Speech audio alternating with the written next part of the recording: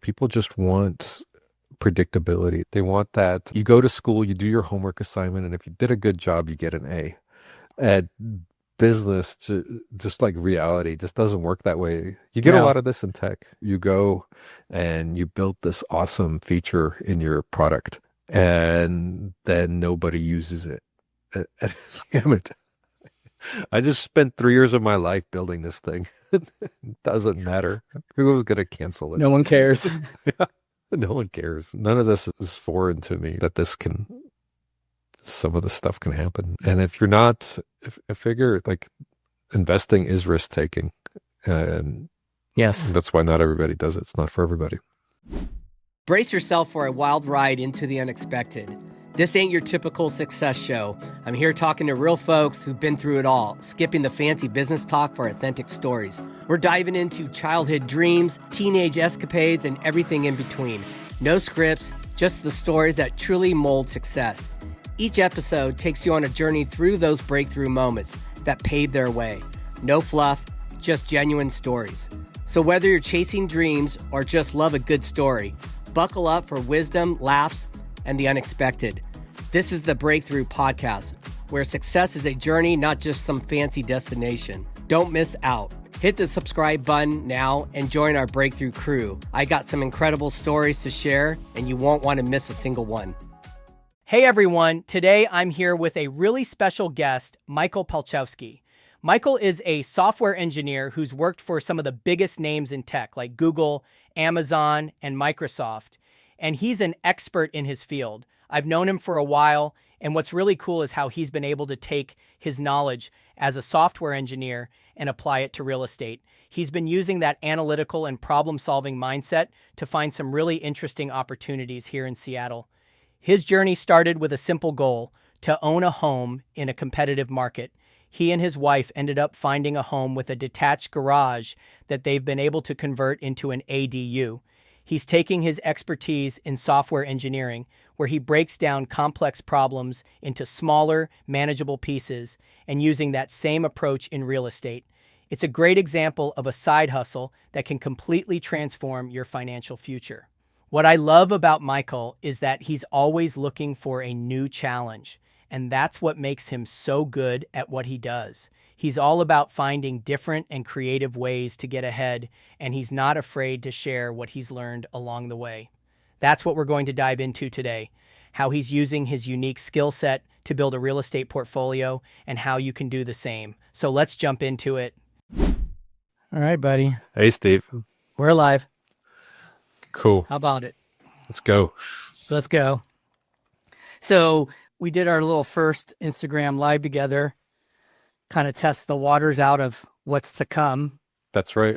How did you feel about that? I've done Instagram lives myself already, and this one was different because you were there. So it's a little different when you're just kind of talking to you, the camera, and maybe you have a couple guests on there, a couple of people watching. It's actually easier when nobody's watching. You just kind of, I'm just here by myself, listening to my own voice. But now it's, oh, people are jumping on. So Yeah. yeah. Yeah, it was cool. So, well, might as well dive into who the heck you are and what we're doing on here today. Because I Yeah. usually don't introduce guests. We kind of just get going on things, but you're a little different guest than most. And you're actually the very first business partner to jump on the podcast. So I think there's just going to be some interesting perspectives going on what we've gone through so far in about a year and a few months out in Seattle. Yeah. The good and the bad, the ugly, because it's never perfect. I got some funny ones to talk to you about today because I don't even know. So for the audience, let's just start with, I've met Michal a while back by doing his hair, because I was a hairdresser for a very long time. He was my client. And then I helped a very him. difficult haircut to do. I wasn't doing a good job. Now he's bald. But I helped him buy his first condo.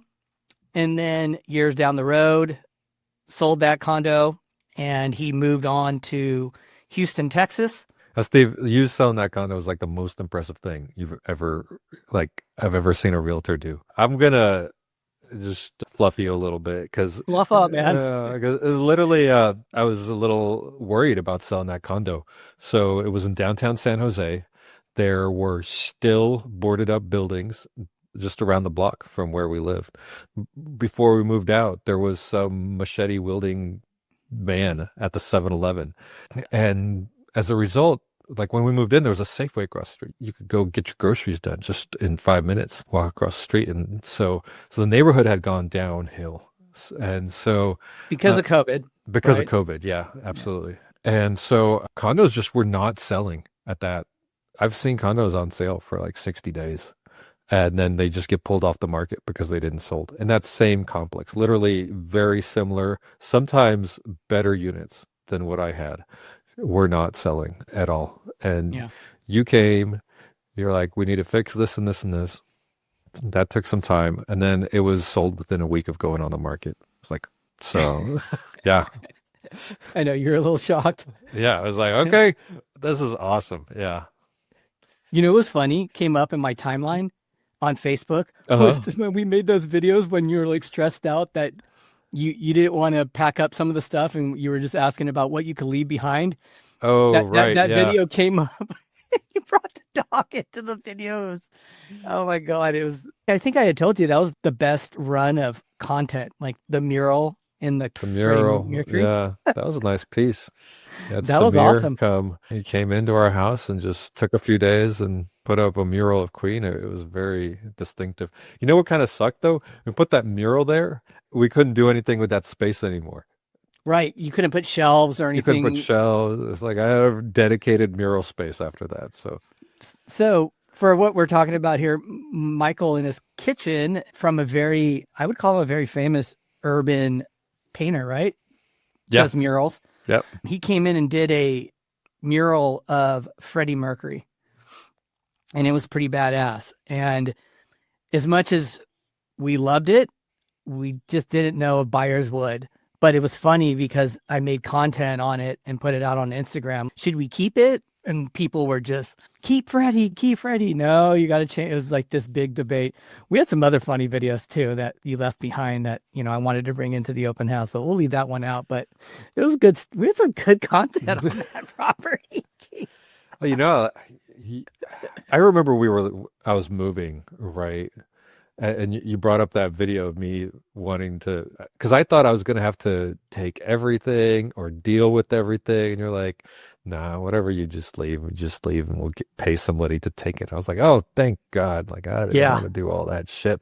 So, but that's kind of a And you nice did. business strategy in general, though. Just like, if you don't want to focus on the stuff where you add value as opposed to Totally. if you can That's true. outsource it. Well, and you know what? Honestly, what I've found with buyers and sellers, but let's just talk about sellers. There could be one thing on their brain that's really stressing them out. It could just be one small thing. And the minute you can solve that for them, you make the whole process so much easier. And sometimes it could be one, it could be several, but for you on that instance you were under the gun. You had to leave. You're like, I'm stressed out. I don't want to pack all this stuff up. I'm like, just take what you need. Leave everything else. Leave it exactly where it's at. And it was funny because the unit was cleaned out in an hour and a half. Like done. Emptied. Remember I sent the video to you? I'm like, it's all clean. You're like, gosh, dang, that's it. It's But I had to done. ask, Yeah. I left behind my cigar ashtray. Do you remember sending that to me? Yes. That's right. I mailed it to you, didn't I? Yeah. So there were a few things that got left behind. One of my favorite kitchen knives, but I had a spare. So that was okay. But I had this beautiful Limoges, France antique cigar ashtray I bought on Etsy. And it's funny because I left it behind and I was already starting to look to see if I could replace it, see what else is available. And it's unique. There was nothing like it. I scoured the internet. And so when you were like, oh yeah, here it is, I'm mailing it to you, I was like, oh my God. Yes. I totally forgot about that. Yeah. That was a crazy time. Let's go. I want to go into that story about when we first started looking for the condo. And so we went out and we were looking at condos, townhouses, talking, and randomly we got on the topic of investing in stocks. Oh yeah. Yeah. And then you kind of piqued my interest. And somehow, I don't know how we got in that conversation of, oh, you should go out to this guy that I took a course with and I can get you in there. Why don't you go fly out and check it out? I'm like, sure. All right. And then probably about a month later, I was on a plane to Atlanta, Georgia to go see this guy speak about, well, a lot of it was on options, but yeah, I was on option trading, but then it was also about how to analyze a company. Right. That was the big takeaway for me. The options thing just went right over my head. But the funny thing was, for the audience, why the story matters is it was a full circle story that came back years later. I go to this conference. I don't know how many people there was, but it was in a big auditorium and there was a lot of people in there. And we had to do a challenge. We had to break up into groups of 3 or 4 people. And then we had to pick a company, analyze the company, and then pitch this company to Phil and his team. And whoever at the very end wins, Phil and his fund would actually invest in this company. So that was kind of the starting point of it. And so somehow I get in this circle with the people next to me, and we're like looking at each other, and it was kind of like a huddle. And they looked at me and they're like, "You're our speaker." And I'm like, "Me?" And they're like, "Yeah, I'll do this, you do that, but you're the speaker." I'm like, "Okay." So I wanted to go in to do tech. So I wanted to underwrite Facebook at the time.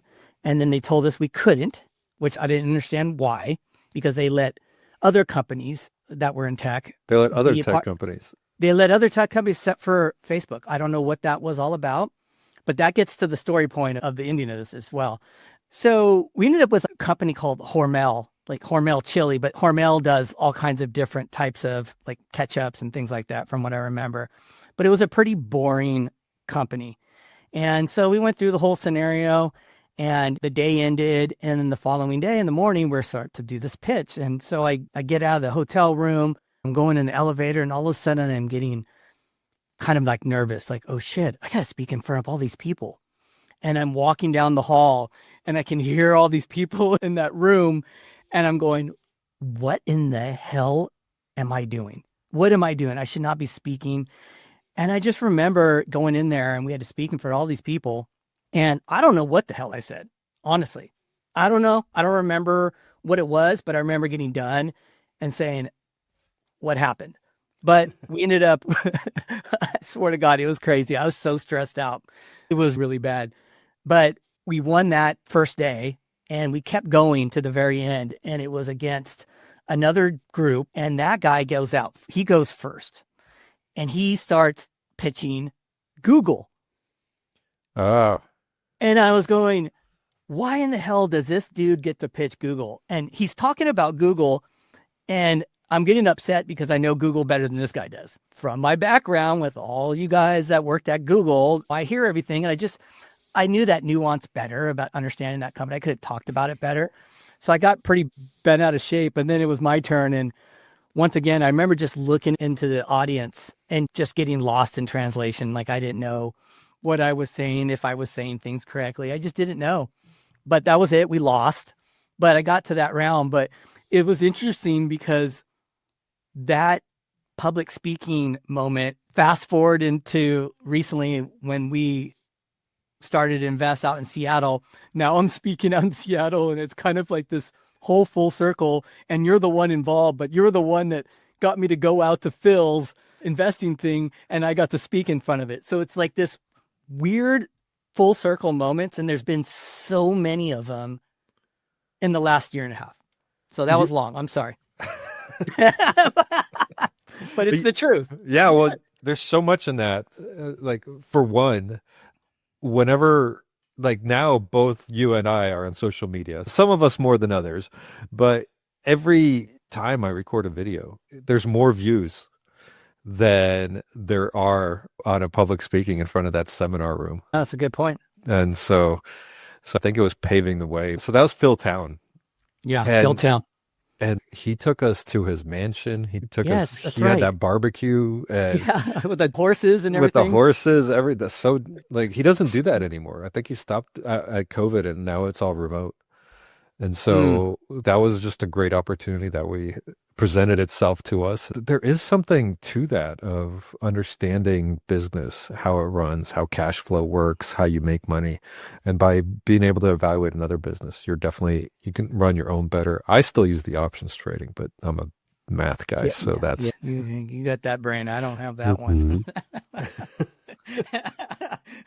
That's what I was thinking. Remember when I got back, I'm like, dude, do you do option trading? You're like, yeah, I do it on a daily basis or a week. Like you had, I'm like, yeah, this is not going to be for me. I know that, but Yeah, that, well, at that time, I should go back and take further education there because that is definitely, I like to diversify the income streams, and that is definitely a yeah, viable one. I was getting like 30% returns for a couple of years after that.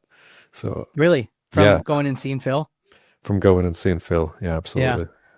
Yeah. That was a good starting point. Honestly, going to that seminar is what got me to hit my first 10X on a tech company.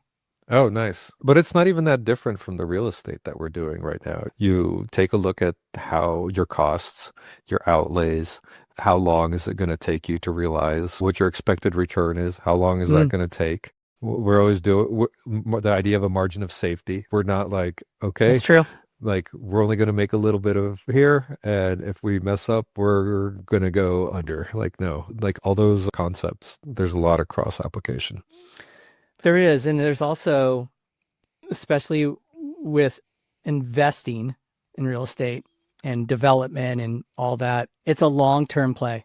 Unless you're going out there and flipping a property and getting it done a few months and then selling it, that makes sense. But it's a long-term game, Yeah. long-term. And that's kind of why we'll get into how we all kind of connected on this other aspect, but that is part of the reason why when I'm talking to partners that we kind of like zoom out 5 years to kind of like fill out where we want to be and then work backwards instead of just kind of going with the flow. Because I've learned over time now that putting somewhat of a vision together, a plan, and working towards it is much easier than just kind of like aimlessly working through buying properties. If I had to look back at buying out in the Midwest, I don't think I would have scaled so quick. I don't know if you know what I mean? Because what really happened was we ended up with so many properties out there that you're constantly having issues. Mm. There's constantly issues. There's constantly, if you get a turn, like a vacancy, Yep. like we just had 3 in a row. So Oh, now you got 3 properties that need work do they all done. know each other? Was that? No, I don't know. It just all happened that way, but it was crazy. And it makes me nervous, especially in the Midwest. Anytime a property goes vacant, I have PTSD from when these properties go vacant, they're more prone to break-ins.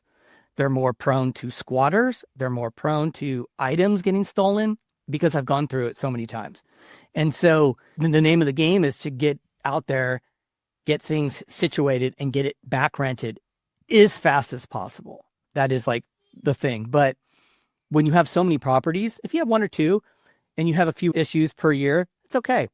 But when you have a lot, those issues are every day. That's violence.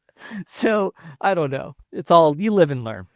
Well, it's sort of for me, some of it like takes it back to that whole idea of investing because you get stuff messing up. So your contractor is a month late now on your project. I had a garage door that I need to replace at my house. And Yeah, I then heard I about need to that. go through the HOA. And the HOA was dragging its feet. And it was no big deal. It just meant that my garage door didn't get replaced as soon as it otherwise would have. And maybe I got a little extra wear and tear on my garage door motor for a couple of days. But when you're doing this kind of stuff and you're like, okay, so this delays until you can sell the property or delays until you get renters in. And then there's carrying costs because you got a mortgage, you got a loan or loan, hard money, whatever. And you don't have renters and you have insurance and you have property taxes. And so all this stuff just a lot less patience for It's true. delays. Yeah. It does. And it's really hard on 1-minute videos on Instagram to really tell like the behind the scenes of owning investment properties. At the end of the day, you really need to be well capitalized and you have to be well organized. And depending on how many properties you have, you really do have to have a team behind you.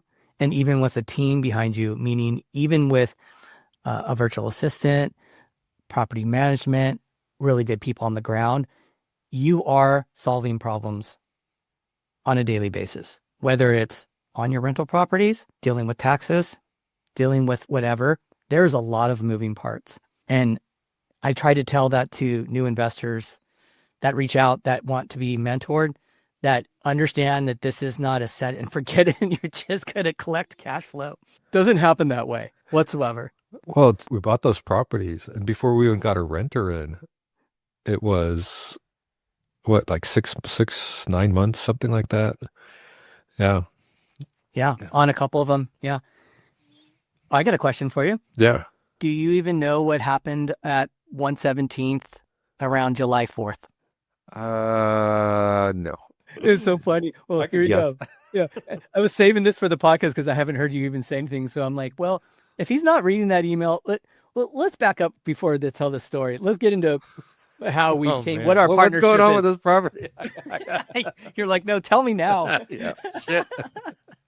So, well, look, we're gonna back it up. I'll tell that story a little bit here. So, when Michael moved away to Houston, Texas, he then reached out to me and wanted to invest in some properties.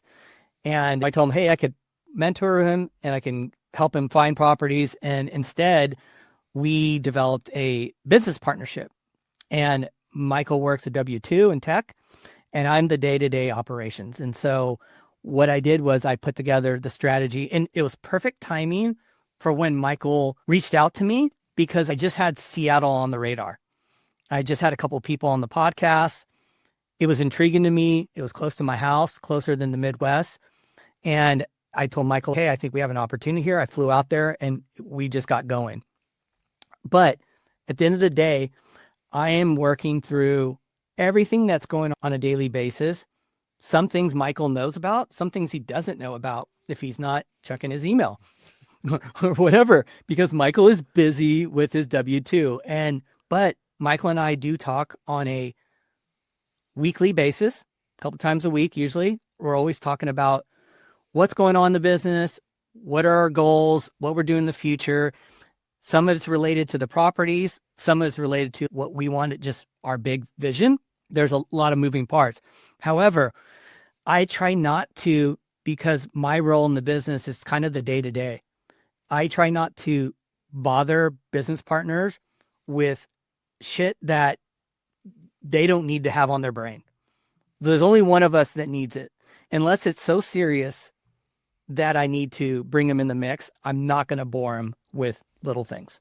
That's how I run with all my business partners. Some of them start to find out things and they're like, oh my gosh, you didn't even tell me about that. I'm like, well, why? I'm just going to handle it. There's no use for both of us to stress out. But Evanston, 117th, we had the tenants move in, a group of girls, college grads, and they basically split up the house. We have a basement that has a bedroom, living area, washer and dryer. Second floor is the living area, 2 bedrooms, bathroom and a half bathroom, and then 2 bedrooms on the 3rd floor. And I think there's 4 girls and they all spread out through there. Anyways, we had a leak on the washing machine. It got into the wall. Then it created black mold. Black mold got in the walls. They contacted us. So talk about timing when owning investment properties. Here's another thing for anybody who's going to buy their first investment property. Understand you might get bothered on a holiday, on your birthday. Things happen and you're going to be addressing things, and it is what it is.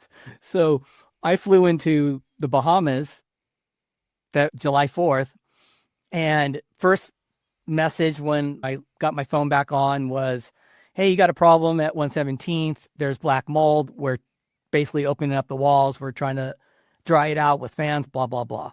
That carried on for 2 weeks. They removed all the sheetrock, treated the baseboards, got everything situated, and then the leak came back. What? From something else in the same area. Oh. Yeah. So we had a double whammy, and I think it just got resolved a week ago. Was the leak from the new work that was done on that place? No, it was from the existing sink down in the basement. Okay. It was something that connected to that part. That's like 100-year-old house, right? Like it had that old wiring. What was that called? Oh, the knob and tube. Knob and tube. I had to look that up.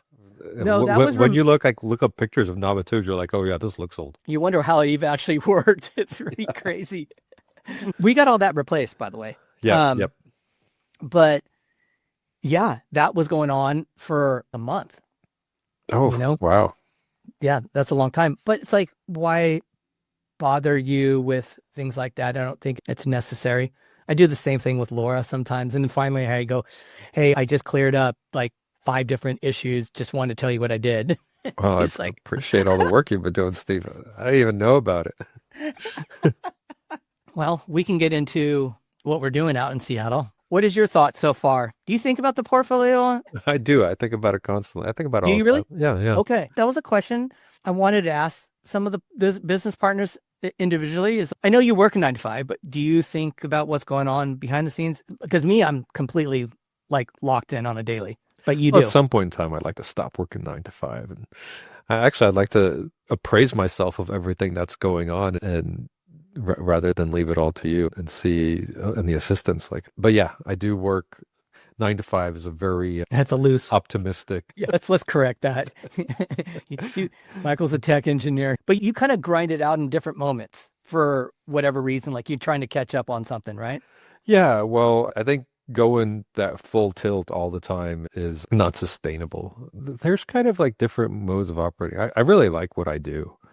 And so I had a mentor at Google, and he always, his whole strategy was, okay, we're going to find out what everybody's made of. We're going to push them until they break. And so he pushed me, and I just kept getting, I'm like, oh, this is fun. Let's keep going. I just feed on that adrenaline. My last weightlifting coaches, so we always had 3 really intense weeks of weightlifting and then a week off, and then 3 really intense weeks of weightlifting and then a week off. And it kind of taught me that sometimes you get more done if you can. So recently, like at work, I just was like, okay, we had some really intense week. Okay, this next day, I'm chilling. Maybe I won't take it completely off, but I'm not going to go full tilt. So I think that's interesting you bring that up. It's good timing for you to bring that up to me as well. But I feel like that's the case for me too. Like I have to step away from the business at points instead of being so locked in all the time and going through things to kind of get better perspective and get recharged is a big one yeah. too. You know what I mean? Well, sometimes if I don't do that, I just go one thing to the next thing to the next thing, and it builds momentum, and that part's great. You get all this stuff done, and then you take a step back, and you're like, what the hell was I thinking working on this thing? And it's like you're getting all this stuff done, but without that perspective, are you even working on the right stuff, which is even more important. Like working on the right thing is more important than working well. It's a delicate balance. Yeah. It's a delicate balance. I try to explain it to my wife sometimes when she doesn't get it because she's got her job where she gets 9 to 5 and then she clocks out and everybody else gets to worry about things. But it seems like when you're an entrepreneur or if you've got investment properties or you're doing content, you just got so many balls are juggling at times. Beats the alternative. True. I'd rather have a little bit too much to do than not enough, and then wondering what to do with yourself. Right. Such a weird concept. Don't leave me out with my thoughts too long.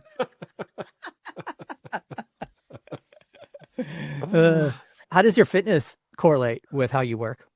I think half the reason I do all of my fitness stuff is because it makes like I think of I think of myself like an athlete. So LeBron James trains his LeBron James. I'm old now. Like how old is LeBron James? Pretty sure we moved on. Yeah. But He's a legend. He's still a legend. Yeah, he's still playing somehow. I don't know Yeah. how, but so he takes care of his body. But I work with my mind, so I got to take care of my mind. But your mind is in your body. One time I was eating a big lunch, and I'd eat that big lunch, and I get drowsy in the afternoon. And so, okay, no, I gotta adjust that. So I started eating a smaller lunch, and guess what? I didn't get drowsy in the afternoon. I ate a bigger dinner, and I got drowsy after dinner, At the like right when time. you're supposed to. So, but yeah, the workouts are the same thing. I get energy from it. It helps clear my mind. And I like weightlifting. When you've got that big weight over your head and you're just like fighting it, you're not thinking about anything else. You're not thinking about all that stuff that's going on at work. You're like, you're thinking this shit's heavy. Like, Yeah, it keeps you in the moment. Yeah. Same thing with so I also do judo. I think that kind of serves 2 purposes. So fighting is exhausting. After sparring, like I come home and it's a great stress relief because you're not even gonna be capable of mounting a stress response. Like your body's just done. But it's also like there's a camaraderie aspect to it. There's a social aspect. So it's good to be with your boys, even if you're beating each other up. Isn't there a strategy to it? Is there a strategy to it? I mean, is there a strategy to basketball? Like, it's get the ball in the hoop, maybe Yeah. pass the ball Yeah. around a little bit. So there's some strategy to it, but I'm a brown belt. I'm still learning all the skills that I need to learn. And Do you think fitness and like judo helps you build consistency and other things? maybe I know that I got fit before I got my job at Google. And so I used to be a bit overweight. When I lost weight, people told me I used to be fat, but they never told it to my face before. So you track your calories. If you're really serious, and I was, like, got down to really super lean, got strong, never missed a workout, tracked my calories. Although sometimes I probably should have missed a workout because I did eventually end up getting hurt. Then I started tracking my money too, just as much as I started tracking my calories. And it was kind of like the same thing, money in, money out. Yeah. Always pay yourself first. Always make sure you got a little something saved at the end of the month or pay down the debt. So I paid down my student loans very quickly. And then it was okay. Google reached out to me. It was like, hey, do you want a job here? And then it was kind of like I had that discipline of like I was already reading. I was reading like on a schedule too. I've read 52 books a year for the past 15 years or so. And Still? this year, I'm having that. It's going to be about half. But yeah, until this year, it was 52 books a year. I kind of didn't see it at first. I knew I should be doing this because every time I read a book, I was like, applying something from it. And I don't think you write a book when you're like, people are in their highest state when they're writing a book. They feel like they have something to contribute and they want to pass down some knowledge. I feel like you're getting the best of someone when you're reading that long form book. And so even the vibe from reading a book, you're not going to remember everything, but you're probably going to find something useful and you're going to get that mindset and vibe that they had when they tackled a hard project, something I haven't even tried tackling yet. I had a hard enough time with my PhD dissertation. That was 70 pages and that was short, by the way. So, Really? yeah. Yeah. And so when Google called, I had all these disciplines. And so I was reading all the time. So I had that first interview, didn't do so well on it, hit the books. I was like, okay, now I know what I don't know and what I need to know. Next one did much better. And also, again, even though I was successful, I do think you learn more from your failures than your successes, by the way. I agree with you on that. They flew me out and the rest is, then they hired me and I was able to wow them because I had read this book called Programming Pearls. I recommend it for everybody. It's super dense, but if you're into programming, it's kind of like the joy of cooking for programmers. Really? Yeah. That's a perfect example. Yeah, absolutely. And it's old school and it's fun, but it's also dense. It is dense. And I literally came up with a solution from it on one of my interview answers. If you can come up with anything from that book on an interview answer, you'll impress the crap out of the interviewer. So it worked out well for me. How long were you at Google for? 5.5 years. So the reading practice was nice because at first when I was going to Google, they had these buses. And the buses, they drive you. We had one car at the time. And the buses would take me from my apartment. They'd take me from, what was that, River Oaks? You know where that was? In Santa Clara? No, it was in North San Jose. Anyway, they take me from North San Jose. It was like literally within the apartment complex. It was a little bit of a walk because the apartment complex was like one of those gigantic apartment complexes. And I lived on the outskirts of it and I had to find my way. It took me like 15 minutes to walk halfway across this apartment complex. That's crazy. Yeah. I did my reading on the bus. And here's the other thing. Like I got the worst motion sickness trying to read on the bus. And you know what I did is the first day I could read for 5 minutes, got motion sick and just kind of laid back. And the next day I did 6 minutes. And by the end of the month, I could read the whole time. It was no big deal. One thing I never got over is when people would be like on a phone conversation right next to me. I'd be trying to read and then, oh my God, have you seen what? I'm like, I'm trying to get my thing done. And then after Google, you went straight to Instacart? Yeah, so that was maybe one of those things of that I shouldn't have done, or maybe it was fine. I don't know, but I rarely took vacation at Google and they let it accumulate. And then eventually it got to the max. So I started taking just enough vacation days so I wouldn't lose any. And when I got the job offer from Instacart, I didn't take a day off. Instead, I cashed out all my vacation days. How much time was that? I want to say it was 8 weeks or so, something like that. Yeah. I don't remember exactly now, but however much time to let you save up, that was it. That's crazy. And so then what did you do during that time period? Is that how you got explain that? During that time period? Yeah. What do you mean? In that 8 weeks, you weren't working with Instacart at that point. No, You I quit was. Google. I was. I quit Google, cashed out my vacation, and started Instacart. Oh, good. So Friday was my That's last day at perfect. Google. Monday was my first day at Instacart. Like I wanted to hit the ground running. Part of me was just I was excited about the new position. Like I've been at this place for 5.5 years, and so I was like, okay, what's in store for me? I didn't want to wait. It would have been torturous. Do you feed off like new endeavors and starting something new and going in a different direction? Yeah, it's a bit of a double-edged sword because the answer is yes, absolutely. Like novelty is absolutely fuel.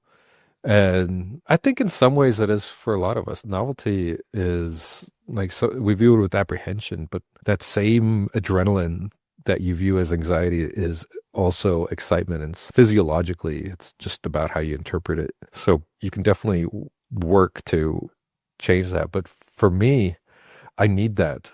So if I don't get enough adrenaline in me, I'm kind of, Yeah, I don't focus well enough. I don't, yeah. I agree with you. I agree with you on that. I mean, just I think what we're doing out in Seattle, like that's just like chasing a shiny object, so to speak. But I'm so locked in on like, this is it. Like, no, I'm not doing anything else. This is where I'm at. It's very similar to, I kind of put mountain biking Okay. Yeah. on the back burner for now, got into running. I like that I can just get up in the morning and do a quick 20, 30-minute run and be ready to go, resets my brain. But now I'm going to do my first endurance race. And it's funny because people come in like, dude, what happened why aren't you mountain biking? I'm like, I'm just taking a break. I'm going to go test myself on this. It's just trying something new. It's no big deal. But I think that what happens is, I think sometimes people have a hard time trying something new. Yeah. You know what I mean? At the end of the day. And so it throws them off when you go different paths. But it's like, I'm not getting any younger. I want to do cool things. I want to try other things. Have I you done want a to test marathon yet? myself. No, I have not. Why not? You got to do a marathon. Do you know what my first trail race is going to be? What is it? It's a 50K. A 50K. Oh, so you're not even, you're like, screw marathon. That's short shit. I'm going all out. Yeah. And you know what? And I had to step back for a minute. And of course, I thought about it like, okay, I haven't even done a marathon. Haven't even done a half marathon. I mean, I've ran a half marathon. I've done 13. My furthest run is 13 miles. Okay. And I did that on the actual trail that this race is on. So Okay. this race is at Sanborn over in Yeah. Saratoga. So it's Sanborn County Park to John Nicholas to Saratoga Gap. So Highway 9 and Skyline, Yeah. that area? Yeah. People, Kinda. it's just this ridge that you can Okay. just hike, mountain bike, run. It's really cool. And they had 3 options, 10K, half marathon, 50K. And I signed up for the half marathon. I'm currently signed up for the half marathon. But then I was like, I'm going to be out there why not just go out there all day? What could be the issue?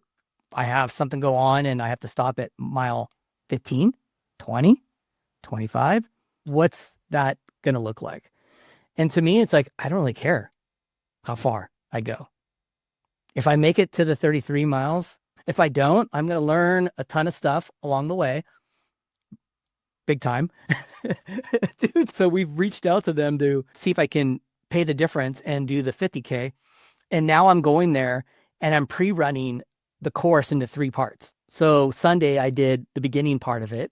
And now I'm going to go do the second part and then the third part. And then I'm just going to go back to the areas that were, because this race is kind of in my backyard. So I'm going to go there and test little sections. But the beginning of the race is literally up the ridge. It's like a 15% grade in the beginning. Wow. So it's going to be a pretty, So it's just like we're just gonna just tire you out at the beginning, and the rest is endurance. So you just got Hmm. to make it. I will tell you, I did run a marathon once. You It did? was, yeah, it was in Tallahassee, Florida. It was the Tallahassee Marathon. Nice. And Tallahassee does not have very many hills. It was a very flat marathon. And before that, I did like you. I worked my way up to about a half marathon. And I figured if I can do, because that's what they tell you, that you can do about double what you train at. And so I Oh, was like, okay. so, well, wait till you hear the rest of this.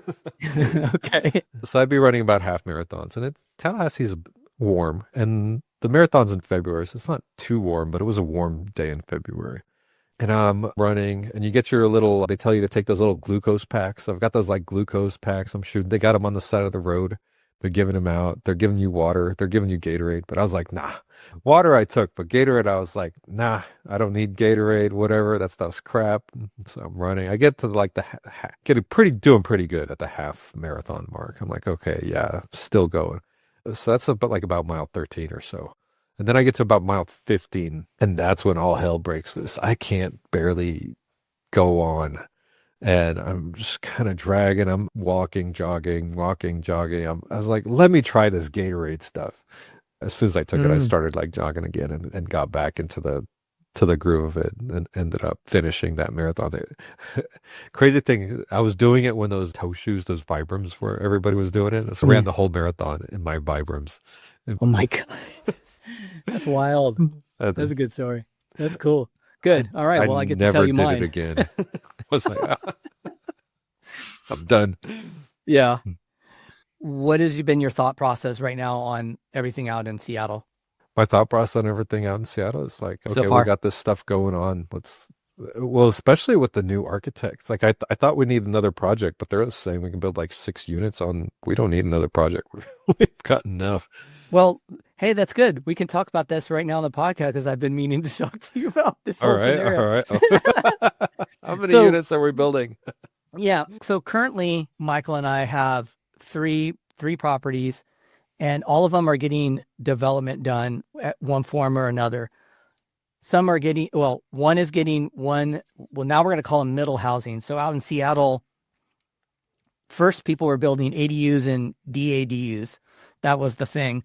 And now the laws have changed and you can build what they are calling middle housing. So middle housing, it could be a unit that's 1,400 square feet, 1,700 square feet, 1,900 square feet. Uh, it's all brand new. Even the architects, the one that we're currently using is really on top of everything. There is a lot of different moving parts to it, and we're kind of in the very beginning. So we're like testing out different sizes of units that we're going to build. And I guess the parts that right now that I'm kind of stumped on is you have to understand that just because an architect says you can build something doesn't mean it's feasible once you figure out how much it's going to cost compared to what it's going to be worth to sell. You got to find that balance based on the location that you have this project at. There's just a lot of different variables to it, where before you knew that you were building a DADU at 3 bedroom, 1,000 square feet, 1,200 square feet in that range, and you knew you're in it for X amount of dollars, and you knew you were kind of going to sell it around this thing. But now with these new laws, we have a little bit more flexibility on what we can build, how many we can build on these lots too. Seattle's very pro development right now. They want housing, they want it now. And so they're just being really pro everything. But with all these new laws coming into play, there's going to be hiccups. So we're kind of going to be in the mix to that. So, well, we took one project and went almost the whole way through with an architect, didn't have a very good experience, and got it to the end, and then realized that we now can build something bigger with a garage. And we literally let go of that architect, hired a new architect, lost $10,000, lost time because we've obviously been sitting on this property, but now we can build something that probably will make us more money down the road. And I think better use case for that location, especially because that first rendering that we had for that property was going to be a 2 bedroom. Now we're building a 3, 2.5 with a garage. It's going to be a much better product. But I think in the grand scheme of things of what we've been doing, this has all been a lot of learning. It's a learning process all the way across the board on it. And some of it, we just have to take calculated risks on some of it to see where it's going to go. But the good news, I think, for what's going on in Seattle is that I think when you develop and you have a single family home that you can turn the basement into a unit, now you got 2 units, and then you put somebody in place, and then you can build in the backyard. We have lots of different exit strategies, but also we have a lot of options. You know, like what we're doing on 125th, building there is being able to build 2 to, hey, you can build 5. You can go 2. Okay, but does that make sense for that location? Yeah. It's crazy. So how many are we building? Oh, okay. Yeah. Well, how many did we trip? So I think we're going to have, it will be a total of 5 units once it's all said and done. Okay. This, They give us like options, right? They give us options between 5 total or like up to, they gave us more if we wanted them. sure, if we would have removed the main house. Oh, But is that what that was? Oh, yeah. yeah, Well, we don't want to do that. That seems, no, yeah. we've already rehabbed the main house. So the main house, we bought it for around 7 and we put 200,000 into it. We rehabbed the main house. It's a 2-bedroom, 1 bath, opened up the kitchen to the living room, gave it a good open space. And then we built out the basement to a 2-2. We got tenants in place. Everything is good there. And we went through planning on that one. And now we're at the building phase. We finally started that. And it took us about 9 months, which is a long time. And this was back to another learning lesson from the beginning is you're only going to be as good as your team when doing development or rehab or owning investment properties. If you have any bad apples, so to speak, on your team, it's going to just reflect throughout your business, whether it costs you time or money or both, it's going to happen. And so we went through that learning lesson, but when you and I were talking, I kind of told you in the beginning, set those expectations, expect the unexpected. There's going to be problems. There's going to be timelines, delays, and we've kind of excelled in some areas, and in some areas we've had to pivot and learn from it. But Well, it's kind of funny because I can understand why that's kind of like your spiel that you give to people that you go, hey, things might go wrong and things might, but when you're dealing with, I know that I deal with this a lot of people just want predictability. They want that you go to school, you do your homework assignment, and if you did a good job, you get an A. At business, just like reality, just doesn't work that way. You get a lot no, of this in tech. You go and you build this awesome feature in your product, and then nobody uses it. Damn it. I just spent 3 years of my life building this thing. It doesn't matter. Who was going to cancel it? no one cares. No one cares. None of this is foreign to me that some of the stuff can happen. And if you're not, I figure like investing is risk taking. And Yes. that's why not everybody does it. It's not for everybody.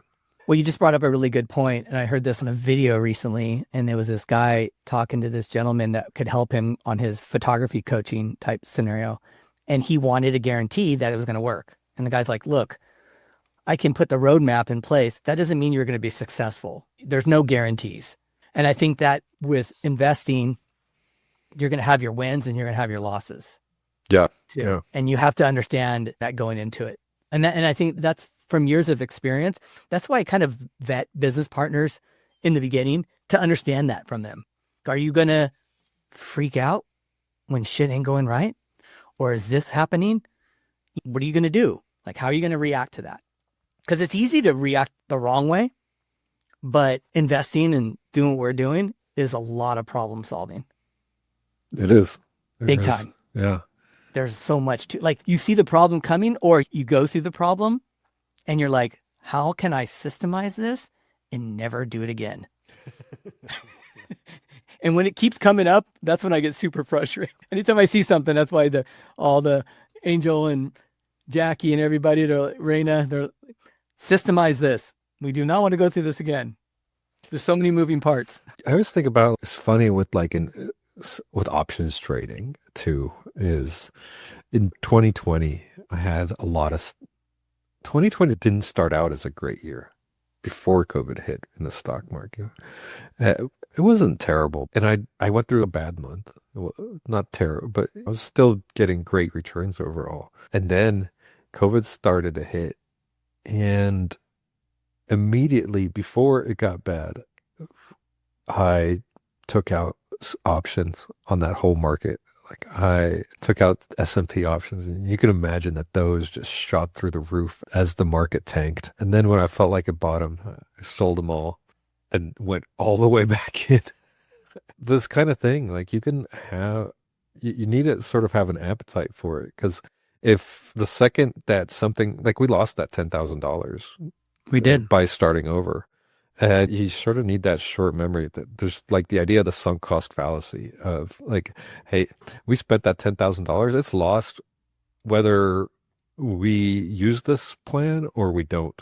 And so you don't need to lose any more. And you just, here we are, we're $10,000 less and we have a plan that we can proceed along, or we could invest more money and get a better plan going. Yes. And in that picture too, I think one thing you have to be really good at as an investor is be really good and intrigued and curious and ask a lot of questions. If you can ask a lot of questions and gather information from experts on things, if I didn't ask more questions to the new architect than to the contractor, you know what I mean? If I didn't go that little distance to change the project, we would have been building a 2-2 right now. Right. We were at the It wouldn't have been the finish end of the world, though. It wouldn't have been the end of the world, but the new architect opened our eyes to the possibilities and what could be done. And so I try to tell new investors that there's no dumb questions. Ask every question that can come to mind to your team, to your lender, to your contractor, to your architect, whoever you have. Don't feel that you have to hold back to like you're going to sound silly. I asked so many questions, random stuff too. You're really good at that. Because you know what my favorite part of that was, we had that power line that we wanted to move. And we had already gotten our answer for that. And it was going to be a pain in the butt. But you asked these new guys about that thing anyway. And I was kind of like, I don't know why. He knows the story on this. Why bother them? And they're like, oh, we know a guy. We'll get it done. I was like, what? Okay. Well, that's how it's done. Cool. Yeah. And they figured it out. Yeah. Well, too, they figured it out. But once again, back to your team, like your architects, they'll draw up everything you want to highest and best use. But at the end of the day, you have to figure out how to fund it. Is what you're going to do going to be a good return? Because that's not really the architect's job, is to just tell you the possibilities. They get paid either way. They get paid. Yeah, they get paid either way. And you as an investor have to understand, like, is that cost feasible? Is it gonna pay off at the end of the day? These projects out in Seattle, especially, what we're trying to achieve is we're buying houses that need to be rehabbed, that have basements, that we can lot split and build more units. Typically, we want to sell off the main house because it's carrying the most debt, and then keeping the new units in the back, because essentially to build them, we're in them for about $400,000 to $500,000, give or take. And those could rent good in Seattle with that loan amount and how much the mortgage would be. And two, those are the easier ones to cover compared to the main house when you have a $700,000 loan. We've done it a little bit backwards right now, but that's okay, because we're filling out, when we have all these properties, what we're going to do with them. We'll start to sell some off. We'll keep some, and we'll go from there. But really, right now, is figuring out better how like, I'll give you an example. The one that we were just talking about, that we could build 5-7 units. We've already taken this lot and essentially subdivided it. So it's subdivided into 3 right now. However, now that Seattle changed those laws, we're going to have to go back to the condo attorney and I think lot split it again. So I'm just thinking this through as of a couple days ago. So what's happening in my brain, I'm going, oh, okay, I know what I have to do here, but now this causes an issue with the loan. we're lot splitting the lot up again. So now I have to call the lender and find out like, hey, what does this mean?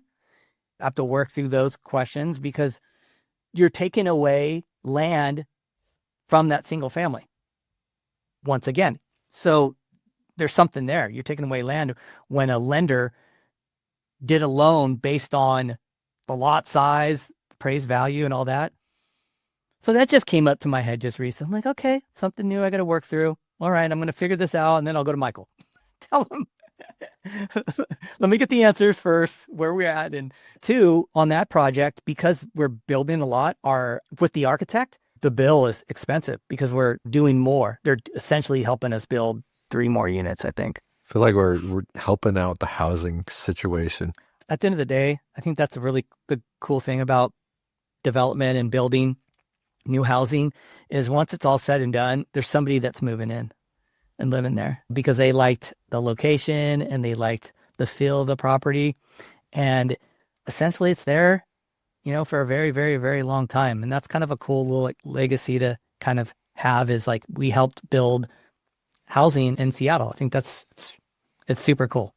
Yeah. It's a lot of work, but it's super cool. Is it like, yeah, this property is very, very durable. Lasts a while. It lasts a long time. Too. Is anything I don't want to use the word shock you, but has anything kind of popped up when I've told you stuff that you're like, what the hell? Because let me just say, because Laura is very similar. She's very calm, cool, and collected. And even when I come to some things, and then finally afterwards, I tell her, like, so what do you think in the background? She says, sometimes I kind of freak out, but she's also has that same mentality that this is what I signed up for. There's no time to whine about shit. We just keep figuring out things. I think I did enough of my homework up front that not too much shocks me, but this was, you remember Finney when we first bought that? Yeah. And there was a chance that we were going to turn it into an apartment complex. Oh, yeah. I was like, damn. I was like, I didn't know I was going to be part of all this, but I'm down. Yeah, let's do it. But then we didn't do it. Well, I think we couldn't do it, right? And so we're building 5 units on this property. That's practically an apartment. It's like a little condo complex in of itself. Yeah. It's a starting point on something like that. Yeah. I can see at the end of this having some trophy properties in an apartment complex and kind of condensing it down. I think that something I've learned definitely in the Midwest is like, you don't need to have 1 million properties. You just need to have several really good performing properties to get to that number that you want to basically be financially free, whatever that looks like to you, because everybody has a different outlook on what financial freedom looks like, depending on where you live. It's different for somebody like me compared to like where you live or somebody in the Midwest. You know what I mean? I live in California. I'm screwed. Everything's fucking screwed. You call my team in the mail. You guys make all kinds of money in California. Like, yeah, we have to. We're forced into it. Period. Yeah. I always joke around, and it's true, that the house I live in, a very nice house in the suburb of Houston, is the cheapest house that I own. Yeah, that's crazy. Yeah. And the biggest. Yeah, your condo was smaller and your condo was more expensive. Yeah, that was crazy. That condo went for $825 at 1,500 square feet. Beautiful place. Yeah. And then move here, and it's like, I got the outdoors right there, and a pool. There's a pool. There's like a park. I know the lighting isn't the best, and yeah, you don't get that in California, unfortunately, unless you really. Well, you're not going to find a 3,000 square foot 1-story anywhere in California. I looked. I know, it's crazy. So our next little endeavor is going to be, once we finish a couple of these DADU and these units, is that we're going to kind of start teaching people and kind of come at it in a way that I think is a very interesting approach, to have 2 business partners, but one's working in tech, W-2, and then the investor and how we see our perspectives on the business and what's been going on. Because there's a lot of things that, of course, there's things that you see that you don't tell me about, which I think is going to be great for teaching others down the road here, which we're planning to do, which I'm pretty excited about. Yeah, teaching is definitely getting back to my roots. I did it all throughout grad school, and I did it because I was lazy. So Really? yeah, absolutely. Well, so I had a great professor that I was helping TA for. And so we got brought on. We're about to TA, and he says, so you can spend all your time holding office hours, talking to students and grading their papers and exams, or you can get up in front of the class and lecture twice a week. And I was like, well, one is going to take me all this time, and the other one is going to teach me public speaking. It's going to get me in front of the class, and it's going to take me so much less time than grading papers and holding office hours. So absolutely, I was like, this is going to be so much easier. So I picked it. It took me less time. I had more time to goof off. You get a lot out of teaching?